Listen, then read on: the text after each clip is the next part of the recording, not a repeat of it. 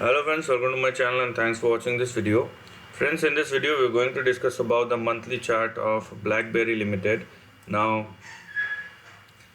the stock is down but not out. This is the one way to look at this price action, and I think I have covered this stock a couple of months back. And even though it turns out to be volatile in the short run, but if you are looking at the overall trend, it looks strong and it is holding its price movement. Okay, so it means that there are enough people who are looking into this stock and expecting something out of it. That's why they are holding it. Now, looking at the current price action, let's discuss about the current price action and the current price range so that we can have a clear way to understand things right now. Then we are going to discuss about the overall trend, obviously. So the levels which we are going to look at will be something like this. So let me draw all the major support and resistance level inside this range. Then we are going to discuss about the further trend. Now here we are. I think we have to consider this as well.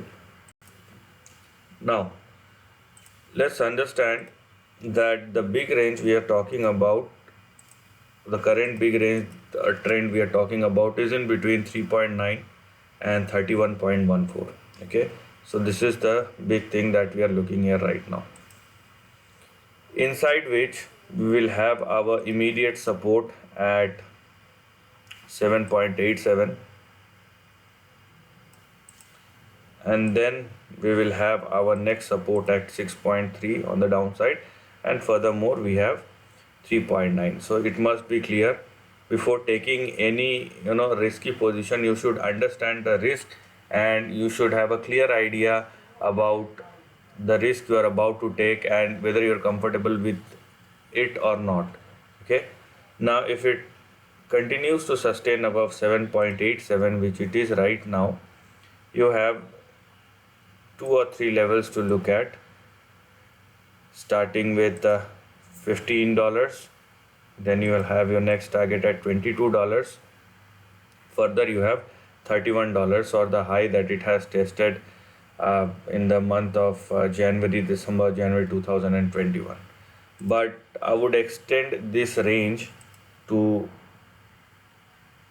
this one, which is near to $36. Why I am doing this, or 37.34? Why I am doing this is because this is very near to its previous support that it has made, and sometimes it can stretch a bit, which it has in the year 2004. So this is the current range that we are looking at, and moreover, if you are looking at the stock, it is waiting halfway and correcting, consolidating in between a particular range. But if you are looking at the overall chart, you will see the stock is quite comfortably holding these levels.